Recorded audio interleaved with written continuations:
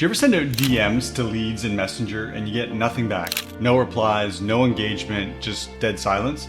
It's frustrating, right? Well, today I'm going to show you why your messages are getting ignored and the 3 simple fixes that I personally used to triple the reply rate that I got from leads inside of Messenger. And stick with me to the end of this video because the 3rd fix is the big one. It's a game changer for getting leads to respond to you in Messenger, and almost nobody's using this strategy. Hi, I'm Dave, and I've literally tested thousands of messages in Messenger with leads, either through my own business or through the businesses of many clients. And once I applied the 3 fixes that you're gonna see in this video, I went from getting ignored much of the time to having 70 to 80% of the outbound messages I send turn into real conversations with leads. So you can be sure that this process works and it's gonna work for your business as well. Let's dive in.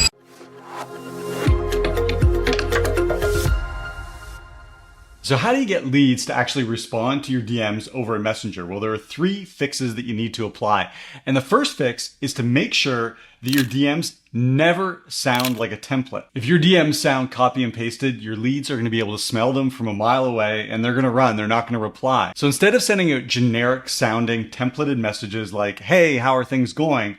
You want to be very specific with your leads, mentioning something that's personal to them. I'll show you an example over here. So here I'm messaging Gretchen, and notice this message. It says, hey Gretchen, love that post you made about your Etsy shop. How long have you been selling? Notice that this is personal. There's no way that this could be copy and pasted. Therefore, there's a high likelihood that Gretchen's going to respond. Now, in addition to mentioning something specific about your leads so that they know it's not a copied and pasted template, another thing that you can do is to make sure that your messages are short. I'm going to show you a bad example here. Here's an example of a message that I got from this person, Roy, and clearly this is a copy and paste. Brother, I offer shout outs on various Instagram niche pages, and then he goes on into this big pitch that he's probably copied and pasted thousands of times to all kinds of random strangers. In this case, it's on Facebook.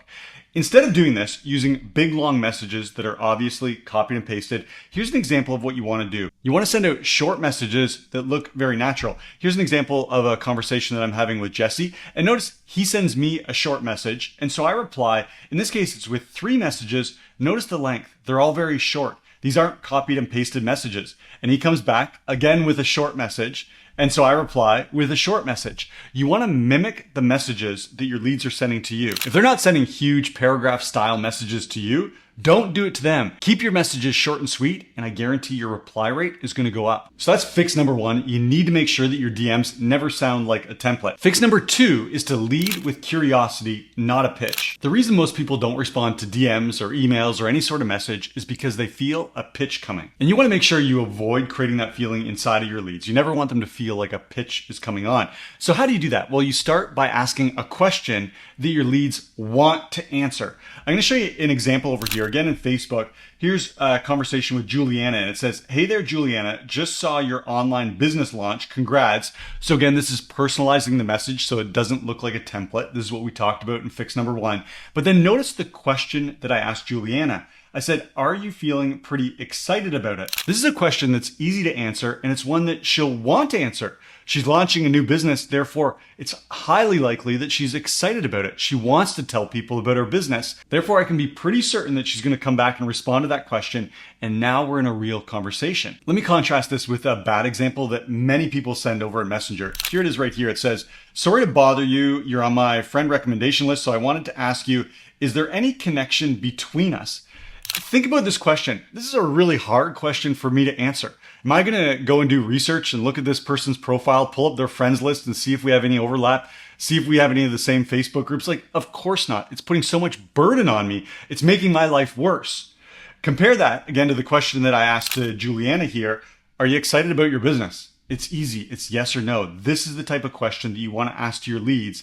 It's out of curiosity and it's easy for them to answer. So that's the second fix. Lead with curiosity, not a pitch, and make it easy for your leads to respond. And by the way, if these DM fixes are helpful to you, just give this video a like so that I know I should share more Messenger strategies like this. Now let's move on to the 3rd fix. And that 3rd fix is to make your follow-ups automatic. Here's what most business owners do is they send a message to a lead over a Messenger, and then they kind of cross their fingers and hope that they get a reply.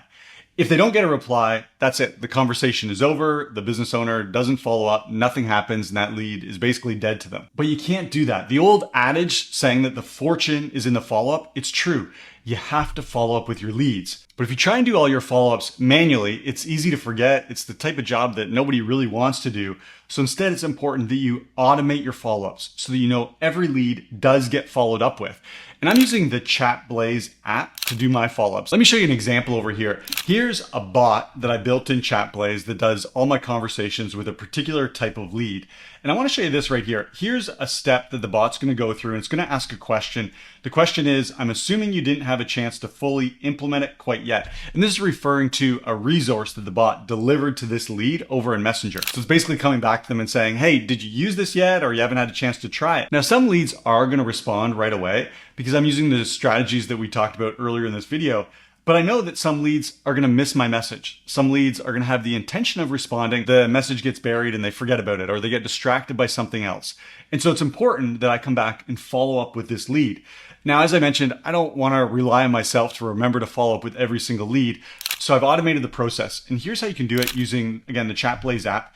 Down here, you'll notice that it says, if no response is received, how many times would you like your bot to follow up? And in this case, I'm just having it do one follow-up, but you can do up to 3 follow-ups. And this is the important piece, to have the right time frame set. So you can choose how quickly you want your bot to follow up. In my case, I find I get the best response rate to my follow-ups if I give at least 10 hours. So I give my lead a fair amount of time to respond to the original request, the original message. And then sometimes I might use up to 24 or 48 hours, giving that lead a lot of time to see that original message and then reply. But if they don't, then they'll get an automated follow-up, drawing them back into conversation. And I found that these follow-ups, they're not a turn-off at all. In fact, it's more of a gentle nudge, reminding your lead that you're already in conversation with them. And so there you have it. Those are the 3 fixes that you need to apply into your DMs to dramatically increase your response rate. You want to personalize your messages instead of having them look like a template. You want to lead with curiosity, never a pitch. And you want to make sure that you're automating smart follow-ups so that leads who miss your DMs come back into conversation with you. Do those 3 things and you'll see your DMs in Messenger go from being a waste of time to actually turning into real conversations with leads that convert into paying clients. And if you want to automate this entire process using AI, you've got to check out ChatBlaze. ChatBlaze is so smart that it chats with leads just like you do. It asks personalized questions, it follows up, it nurtures those leads, and it makes them offers so that they can buy from you right inside a Messenger. And the best part is ChatBlaze works for you 24/7, so you never miss a lead or a follow-up again. You can go over to chatblaze.ai and check it out for yourself. And thanks for watching this video. I'll see you in the next one.